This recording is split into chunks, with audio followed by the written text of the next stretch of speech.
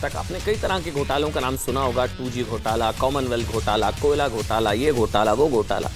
OBC घोटाला ये आज़ाद भारत के इतिहास का संभवतः सबसे बड़ा घोटाला कह लीजिए, क्योंकि हिंदुओं के साथ सबसे बड़ा खेला है। अब खेला शब्द का इस्तेमाल कर रहा हूं तो आप समझ जाइए कहां की बात कर रहा हूं। इसलिए आज हम आपको भारत में मिलने वाले आरक्षण के अधिकार में रोहिंग्या मुसलमानों की घुसपैठ के बारे में बताएंगे। आप हैरान हो जाएंगे। आरक्षण में रोहिंग्याओं की घुसपैठ, जी हां, यह भारत की 52% आबादी के अधिकारों पर ऐसा कुठाराघात है ना, इसके बारे में आज से पहले आपने शायद नहीं सुना होगा। एक एक शब्द को ध्यान से सुनिएगा जो आगे बताने जा रहा हूं। 1980 की मंडल कमीशन की रिपोर्ट के मुताबिक भारत की कुल आबादी में ओबीसी की हिस्सेदारी 52% है, 52%। मतलब 140 करोड़ के भारत में 72 करोड़ लोग ओबीसी है, यानी कि अन्य पिछड़ा वर्ग से आते हैं। ये वो लोग हैं जिनकी सामाजिक, आर्थिक और शैक्षणिक स्थिति अन्य लोगों के मुकाबले बहुत कमजोर है। ओबीसी, अदर बैकवर्ड क्लासेस, इसलिए इन्हें पिछड़ा वर्ग कहा जाता है। इन्हें रिजर्वेशन मिलता है संविधान के हिसाब से। लेकिन आज पड़ोसी देशों से आए घुसपैठिए भारत के इन 72 करोड़ लोगों के अधिकारों में छेद कर रहे हैं। NCBC, national commission for backward classes, जिसे राष्ट्रीय पिछड़ा वर्ग आयोग भी कहते हैं, उसका दावा है कि पश्चिम बंगाल जैसे राज्य में म्यांमार और बांग्लादेश से आए घुसपैठियों, रोहिंग्या मुसलमानों को भी ओबीसी सर्टिफिकेट बांटे जा रहे हैं। रोहिंग्याओं को, यानी कि अवैध रूप से भारत में घुसे रोहिंग्या और बांग्लादेशी मुसलमान पहले भारत के संसाधनों का इस्तेमाल कर रहे थे, तो कर ही रहे थे ना। पहले तो वोट बैंक के चक्कर में इनको बसाया गया, वो सारी चीजें हुई। लेकिन अब तो वो भारत के लोगों, यहां कहे हिंदुओं को मिले उस संवैधानिक अधिकार का भी इस्तेमाल कर रहे हैं, जिसे भारत में दलितों और पिछड़ों के उत्थान के जरिया माना जाता है। यानी खबर समझिए, घुसपैठियों ने अब ओबीसी के आरक्षण में भी घुसपैठ कर ली है। रोहिंग्याओं की ओबीसी आरक्षण में घुसपैठ। अगर राष्ट्रीय पिछड़ा वर्ग आयोग का दावा सही है तो ये बहुत सीरियस है, बहुत गंभीर मसला है। क्योंकि देखिए, इससे ना सिर्फ पश्चिम बंगाल जैसे राज्यों की डेमोग्राफी में तेजी से बदलाव आ जाएगा, बल्कि भारत में घुसपैठ के जरिए आए रोहिंग्या मुसलमानों की एंट्री स्कूल, कॉलेजेस और तमाम सरकारी महकमों में भी हो जाएगी। रोहिंग्या वैसे नेशनल सिक्योरिटी के लिए कई मामलों में थ्रेट साबित हो चुके हैं। उनको रिजर्वेशन की बात है, उनको ओबीसी का लाभ, घुसपैठियों को ओबीसी का लाभ। अगर ये रिपोर्ट सही है तो यकीन मानिए वेकअप कॉल है, अलार्मिंग है सिचुएशन। रोहिंग्या मुसलमानों की एंट्री स्कूल, कॉलेजेस, सिस्टम, सरकारी महकमों में भी हो जाएगी। और आप एक पल के लिए कल्पना कीजिए कि जो लोग भारत के नागरिक तक नहीं हैं, वो भारत के सिस्टम का हिस्सा बन गए, तो भारत की सुरक्षा के लिए कितनी खतरनाक बात होगी। पश्चिम बंगाल में रोहिंग्या मुसलमानों को ओबीसी सर्टिफिकेट दिए जाने के अलावा एनसीबीसी ने एक बड़ा दावा यह भी किया कि पश्चिम बंगाल में जनसंख्या तो हिंदुओं की ज्यादा है। एक एक शब्द को ध्यान से सुनिएगा जो बोल रहा हूं। एनसीबीसी का दावा है कि देखिए, पश्चिम बंगाल में जनसंख्या तो हिंदुओं की ज्यादा है, लेकिन वहां मुस्लिम ओबीसी जातियों की संख्या हिंदू ओबीसी जातियों की तुलना से ज्यादा है।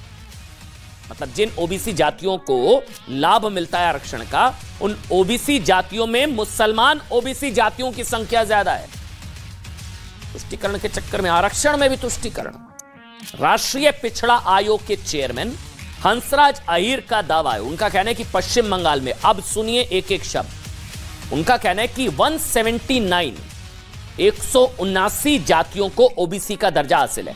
पश्चिम बंगाल में 179, ये फिगर्स देखिए आप, ठीक। उनमें से 118 मुस्लिम ओबीसी जातियां हैं, 61 हिंदू ओबीसी जातियां हैं। अब आप सोचिए, पश्चिम बंगाल में हिंदू आबादी कितनी? 70%।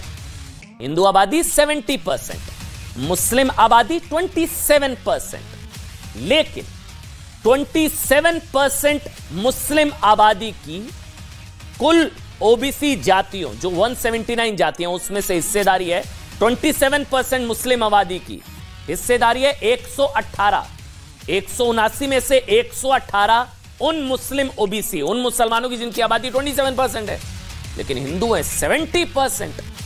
70% हिंदुओं की हिस्सेदारी है। सिर्फ कितनी? 61। 179 में से सिर्फ 61। ये अलार्मिंग है, हैरान। आप और सुनिएगा आप, राष्ट्रीय पिछड़ा वर्ग आयोग को यह जानकारी आयोग द्वारा फरवरी 2023 से मई 2023 के बीच कराए गए फील्ड सर्वे के दौरान हासिल हो गई। अब आयोग की रिपोर्ट के मुताबिक पश्चिम बंगाल में ओबीसी जातियों को 2 श्रेणियों में बांटा गया है। जो ओबीसी जातियां होती हैं जिनको लाभ मिलता है ओबीसी रिजर्वेशन का, उसको 2 हिस्सों में बांटा गया है। पहली श्रेणी कैटेगरी ए, मतलब मोस्ट बैकवर्ड क्लास, यानी कि अति पिछड़ा वर्ग। दूसरी कैटेगरी बी, यानी कि बैकवर्ड क्लास, यानी कि पिछड़ा वर्ग में शामिल जातियों की है। अब एक और तथ्य सुनिए, इसमें जो कैटेगरी ए है ना, यानी कि अति पिछड़ा वर्ग, उसे आरक्षण के तहत कैटेगरी बी के मुकाबले ज्यादा लाभ मिलते हैं। कैटेगरी ए को कैटेगरी बी में ज्यादा फायदे मिलते हैं, कैटेगरी ए में जो जातियां उनको बहुत ज्यादा फायदे मिलते हैं। आपको जानकर हैरानगी होगी कि ज्यादा लाभ वाली कैटेगरी ए में जो 81 कास्ट है ना, 81 जातियां हैं ना, उसमें से 73 मुस्लिम ओबीसी जातियां हैं। नहीं हो रहा ना भरोसा, फैक्ट सही है। 81 मतलब हिंदू ओबीसी, वैसे तो कहते हैं मुसलमानों में जातियां ही नहीं होती, यही तो कहते हैं ना, मुसलमानों में तो जातियां होती नहीं है। तो हिंदुओं, जो हिंदू ओबीसीज हैं उनका तो छोड़ ही दीजिए, जो कैटेगरी ए है जिसमें सबसे ज्यादा लाभ मिलता है, 81 जातियां लिस्टेड है। 81 में से 73 मुस्लिम ओबीसी हैं और सिर्फ 8 हिंदू जातियां, ओबीसी जातियां 8। हिंदुओं का हक मार के, ये तुष्टीकरण के चक्कर में हिंदुओं का हक मारा जा रहा है। और पश्चिम बंगाल में आरक्षण की जिस कैटेगरी में सबसे ज्यादा लाभ मिलता है, उसमें मतलब 90% हिस्सेदारी सिर्फ मुसलमानों की है। 90% मुसलमानों को लाभ मिल रहा है। मुस्लिम ओबीसी, हिंदुओं का हक मार रहा है, हिंदू ओबीसी का हक मार रहा है, कोई नहीं आएगा सामने। अच्छा, जो कैटेगरी बी होती है ना, इसमें कम फायदा मिलता है, उसमें हिंदू समुदाय की जातियों में हिस्सेदारी 54% है, जबकि मुस्लिम समुदाय की हिस्सेदारी 46% है। अच्छा, एक और आंकड़ा सुनिए। राष्ट्रीय पिछड़ा वर्ग आयोग के अध्यक्ष हंसराज अय्यर ने इस मामले पर न्यूज 18 इंडिया से एक्सक्लूसिव बातचीत की। पश्चिम बंगाल में हिंदुओं के हक को मारकर रोहिंग्या मुसलमानों और मुस्लिम ओबीसीज को और रोहिंग्याओं को बांटे जा रहे ओबीसी सर्टिफिकेट और हिंदुओं के मुकाबले मुसलमानों को ओबीसी आरक्षण का ज्यादा लाभ दिए जाने पर वो क्या कहते हैं, आप सुनिए, फिर हम आपको बताएंगे पश्चिम बंगाल में स्थिति हमेशा से थी या फिर पिछले 1 दशक में मुसलमानों के प्रति आरक्षण वाली ये ममता इस तरह से उभर कर सामने आई है। उसका सच क्या आपको बताएंगे, लेकिन पहले सुनिए हंसराज जी को। देखिए, हम पश्चिम बंगाल सरकार के द्वारा जिस जगह से रिव्यू के बाद में चीफ सेक्रेटरी ने जानकारी दी है, उसमें साबित हुआ है कि वहाँ पर कुल 179 जातियाँ ओबीसी में आती है। उसमें से 118 जातियाँ जो सिर्फ मुस्लिमों की गिनी गई है, बची हिंदुओं की है। ये फिगर डाउटफुल लगा हम लोगों को कि ऐसा क्यों हुआ है। तो वहाँ जानकारी लेने के बाद में उनके जवाब जो थे कि ये वही मुस्लिम है जो पहले हिंदू थे, अधिकारियों ने बताया। राइटिंग में जो जवाब आया उसमें लिखा है कि हमारा प्रमाण नहीं मिल पा रहा है कि पहले हिंदू थे। ये कुल मिलाकर वहाँ पर जो अभी जो काम करने वाली एजेंसी है, जो CRI नाम की काम करती है, वो रिसर्च करती है, वो सूची देती है और सूची को मानते हुए राज्य सरकार काम करती होगी, ऐसा हमें लगता है। वो रिसर्च गलत हो रहा है ऐसा लगा। हमने उनको पूछा है कि ये गलत सूची आपने बनाई है, इसको सुधार करना पड़ेगा। हमने अपने तरफ से बोल दिया। मेरा इतना कहना है कि जो असली ओबीसी है, उनका अधिकार छीना जा रहा है और किसी को बांटा जा रहा है, वो गलत है, उसको दुरुस्त करना है। एक लाइन में खबर को समझिए, पिछड़ा वर्ग का आरक्षण भेंट चढ़ रहा है मुस्लिम तुष्टीकरण के। एक वाक्य में खबर यह है कि हिंदुओं या फिर हिंदू ओबीसीज के आरक्षण की कीमत पर यह तुष्टीकरण चल रहा है। ममता बनर्जी 2011 में पहली बार पश्चिम बंगाल की मुख्यमंत्री बनी। उस समय पश्चिम बंगाल की ओबीसी लिस्ट में कुल 108 जातियां शामिल थी, जिनमें से 55 हिंदू ओबीसी जातियां थी और 53 मुस्लिम ओबीसी जातियां थी।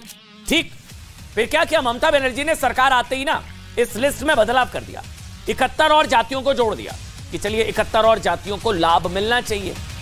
बताऊं आंकड़ा आपको, आप हैरान हो जाएंगे जानकर कि ओबीसी लिस्ट में शामिल ये नई 71 नई जातियों में से 65 सिर्फ मुसलमानों की थी।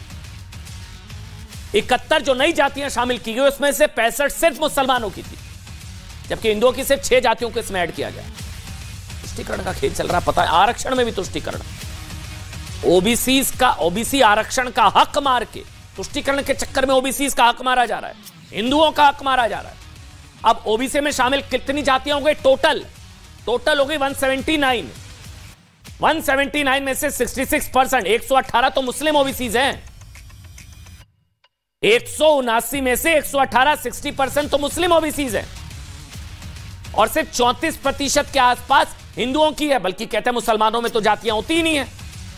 जबकि पश्चिम बंगाल में मुसलमान आबादी कितनी है? 27%। हिंदू आबादी कितनी है? 70%। यानी कि 27% आबादी वालों को कितना लाभ मिल रहा है? 66% रिजर्वेशन। और 70% वाली हिंदू आबादी वालों को कितना लाभ मिल रहा है? 34%। यहां दो बातें गौर करने वाली है, बहुत बड़ी खबर है ये। पहली, आमतौर पर यह माना जाता है ना कि इस्लाम में जातियां नहीं होती हैं, होती नहीं है जातियां, तो ये तो हिंदू बटा हुआ है, टुकड़े टुकड़े, ये सारी, ये कहते हैं ना भाई नैरेटिव है इस तरह का, हिंदुओं में जातियां होती है, मुसलमानों में तो, इस्लाम में तो जातियां होती नहीं है। फिर भी भारत में अलग अलग राज्यों में मुसलमानों को जातियों में बांटकर ओबीसी के तहत आरक्षण दे दिया जाता है। दूसरी बात यह भी है कि ओबीसी के तहत उन लोगों को आरक्षण मिलता है जो सामाजिक रूप से पिछड़े हुए हैं। इसमें जातियां शामिल हैं, लेकिन इसका आधार जातीय धर्म नहीं है। इसलिए कई जानकार सामाजिक रूप से पिछड़े मुसलमानों को मिलने वाले ओबीसी आरक्षण को सही मानते हैं। लेकिन अगर राष्ट्रीय पिछड़ा वर्ग आयोग की रिपोर्ट सही है ना, और सही होनी भी चाहिए, क्योंकि एनसीबीसी एक कॉन्स्टिट्यूशनल बॉडी है, संवैधानिक संस्था है, तो हम बॉडी पर तो सवाल नहीं उठा रहे भाई, ये तो बॉडी की रिपोर्ट है, कॉन्स्टिट्यूशनल बॉडी है एनसीबीसी। सवाल इसलिए कि तुष्टीकरण के नाम पर हिंदुओं का हक मारकर अल्पसंख्यक मुस्लिम आबादी को आरक्षण का ज्यादा लाभ और बहुसंख्यक आबादी को आरक्षण का कम लाभ कैसे मिल सकता है भाई? एनसीबीसी के जो अध्यक्ष हैं हंसराज अय्यर ने भी कहा कि समस्या सामाजिक रूप से पिछड़े मुसलमानों को आरक्षण देने में नहीं है, लेकिन बैलेंस देखिए ना, जो 70% है उसको तो इतना परसेंट मिल रहा है, बहुत कम, और जो 27% है उसको आपने आधे से भी ज्यादा दे रखा है। कैटेगरी ए में तो 90%, कैटेगरी ए में 90% मुस्लिम ओबीसी को लाभ मिल रहा है। समस्या अनुचित ढंग से एक समुदाय को ज्यादा आरक्षण देने से और एक को कम देने से है। सुनिए एक बार फिर से। हमें किसी मुस्लिम के खिलाफ हमारा आयोग काम नहीं कर रहा है, लेकिन मुस्लिमों भी ओबीसी है, हिंदुओं में भी ओबीसी है। उन हिंदू और मुस्लिम ओबीसी का आरक्षण छीनकर अन्य किसी को देने का जो प्रयास चलता है उसको रोकने के लिए हम हैं। उन्होंने माना है कि पहले हिंदू होने का प्रमाण हमारे पास में नहीं है। मैं पढ़ लूंगा ना। लेकिन एनसीबीसी की रिपोर्ट सिर्फ एक समुदाय को आरक्षण का ज्यादा लाभ दिए जाने की तारीफ इशारा नहीं कर रही है। दावा यह भी है कि पश्चिम बंगाल में हिंदुओं का धर्म परिवर्तन करा के उन्हें मुसलमान बनाया जा रहा है। एनसीबीसी, सुनिएगा जो बता रहा हूं, एनसीबीसी है भाई, कॉन्स्टिट्यूशनल बॉडी है, गलत है नहीं है आप तय करिए, वो गलत कैसे होगी। पश्चिम बंगाल में हिंदुओं का धर्म परिवर्तन करा के उन्हें मुसलमान बनाया जा रहा है और समझता ऐसा लालच देकर हो रहा है कि अगर हिंदू धर्म परिवर्तन कराकर मुसलमान बन जाएंगे तो उन्हें भी मुसलमान ओबीसी जातियों की तरह हिंदुओं की तुलना में ज्यादा लाभ मिलने लगेंगे। मुसलमान बनोगे तो मुस्लिम ओबीसी का ज्यादा लाभ मिल रहा है बंगाल में, तो आपको ज्यादा लाभ मिलने लग जाएगा। सुप्रीम कोर्ट ने भारत में आरक्षण की सीमा 50% कैपिंग है, आप जानते हैं 50% तक रखी है, जिसमें SC, ST और ओबीसी तीनों शामिल है। यानी कि भारत में आरक्षण की कैपिंग है 50%, लेकिन पश्चिम बंगाल सरकार ने 45% तक की रिजर्वेशन का प्रावधान किया, 45%। अब इस 45% में ओबीसी की हिस्सेदारी है 17%। सरकार अगर चाहे तो 5% अतिरिक्त आरक्षण की व्यवस्था कर सकती है और ओबीसी आरक्षण 17 की जगह 22 हो सकता है ना, 5% अगर बढ़ा दिया जाता है। ओबीसी को जो 17% आरक्षण पश्चिम बंगाल में मिलता है, उनमें से 10% अति पिछड़ा वर्ग के लिए, यानी कि कैटेगरी ए के लिए, जिसे ओबीसी आरक्षण के तहत ज्यादा लाभ मिलते हैं। कैटेगरी ए में 90% मुसलमान, मुस्लिम ओबीसी कैटेगरी ए, खासकर नौकरी और उच्च शिक्षण संस्थानों में श्रेणी ए को ज्यादा लाभ मिलता है, जिसमें 90% मुस्लिम ओबीसी है, और 7% आरक्षण कैटेगरी बी के लिए है। मैंने कहा ना, ए में ज्यादा लाभ है, और ए में जिसमें ज्यादा लाभ है उसमें 90% मुस्लिम ओबीसी है। कैटेगरी बी जो है 7% उसके लिए, मतलब ए की तुलना से कम लाभ मिलते हैं, और ज्यादातर हिंदू ओबीसी जातियां इस श्रेणी में शामिल हैं। इससे आप अंदाजा लगाइए कितना बड़ा खेला हो गया हिंदुओं के साथ पश्चिम बंगाल में, ओबीसी के साथ, ओबीसी आरक्षण के साथ, ओबीसी के साथ कितना बड़ा खेला हो गया तुष्टीकरण के चक्कर में, पता ही नहीं है पश्चिम बंगाल तुष्टीकरण की किस राह पर है ना, आप अंदाजा लगाइए। इस खबर से देखिए 3 महत्वपूर्ण सवाल निकलते हैं, 3 महत्वपूर्ण सवाल। पहला यह कि क्या पश्चिम बंगाल में तुष्टीकरण के नाम पर आरक्षण में हिंदुओं के साथ यह सबसे बड़ा धोखा किया गया, छल, खेला, धोखा। दूसरा, क्या बंगाल में आरक्षण के लिए बड़े पैमाने पर हिंदुओं का धर्म परिवर्तन कराया जा रहा है? क्या ऐसा हो रहा है कि मुसलमान बन जाओगे तो तुम्हें मुस्लिम ओबीसी का ज्यादा लाभ मिल जाएगा क्योंकि उसमें ज्यादा फायदे हैं? बहुत बड़ा फैक्टर है, ध्यान से। तीसरा ही कि क्या रोहिंग्या और बांग्लादेशियों को ओबीसी का दर्जा देकर डेमोग्राफी यानी कि जनसांख्यिकी असंतुलन या उसको बिगाड़ने की भी कोशिश हो रही है? बहुत महत्वपूर्ण सवाल है ये 3। दूसरा वाला सबसे इंपॉर्टेंट है, मुसलमान बनो, मुस्लिम ओबीसी को ज्यादा लाभ मिल रहे हैं, हिंदू ओबीसी मुसलमान ईबीसी बन जाए। इस बीच बड़ी खबर है, जेपी नड्डा का भी बयान आ गया इस बड़ी खबर पर। अभी इस वक्त हमको ब्रेकिंग मिल रही है, जब ये खबर हम आपको बता रहे हैं, जेपी नड्डा भारतीय जनता पार्टी के राष्ट्रीय अध्यक्ष, उनका भी बयान आ गया कि ओबीसी के अधिकारियों का हनन हो रहा है। बड़ी खबर हो रही है अभी, बंगाल में घुसपैठियों को रिजर्वेशन, ओबीसी के अधिकारों का हनन, बंगाल में तुष्टीकरण जोरों पर, जेपी नड्डा, बिहार में ओबीसी को हक नहीं मिला। जेपी नड्डा भारतीय जनता पार्टी के राष्ट्रीय अध्यक्ष, एक बार सुन लीजिए जेपी नड्डा का बयान।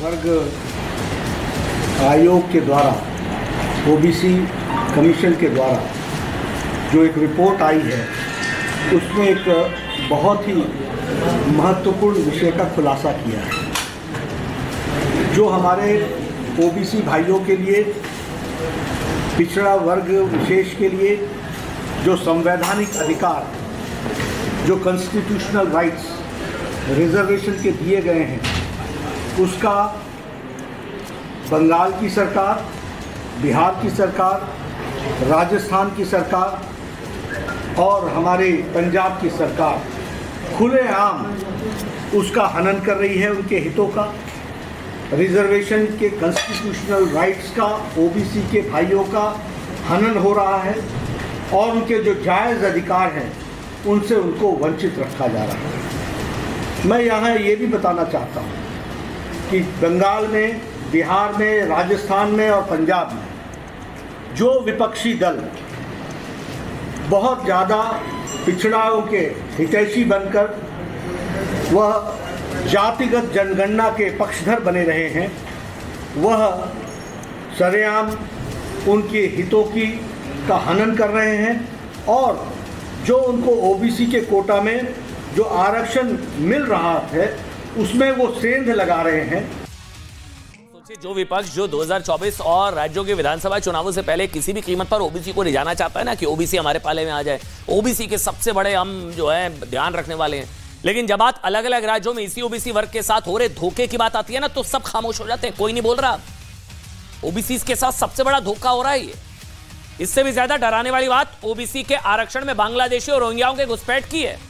आप ओबीसी का हक मारकर रोहिंग्याओं को आरक्षण दे रहे हैं, क्योंकि अगर ये सेंध सच में लग रही है ना, तो इससे सिर्फ ओबीसी का हक ही नहीं मारा जाएगा, बल्कि भारत के कई राज्यों की डेमोग्राफी भी तेजी से बदल जाएगी, और कई अलग अलग कारणों से पहले से बदल रही है, और घुसपैठियों वाला फैक्टर उसकी रफ्तार को और तेज कर सकता है।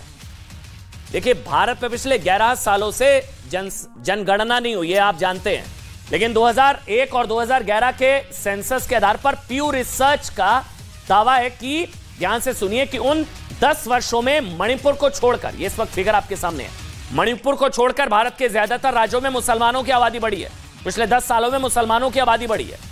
मुसलमानों की आबादी सबसे ज्यादा असम और पश्चिम बंगाल में बढ़ी है।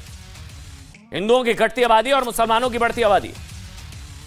पश्चिम बंगाल में इनकी वृद्धि जो है वो वृद्धि दर 1.8% है, और असम में लगभग 3.3% है। तीसरे नंबर पर है जम्मू कश्मीर, जहां मुसलमानों की आबादी 1.3% बढ़ी है, जबकि पंजाब को छोड़कर भारत के सारे राज्यों में हिंदुओं की आबादी कम हुई है।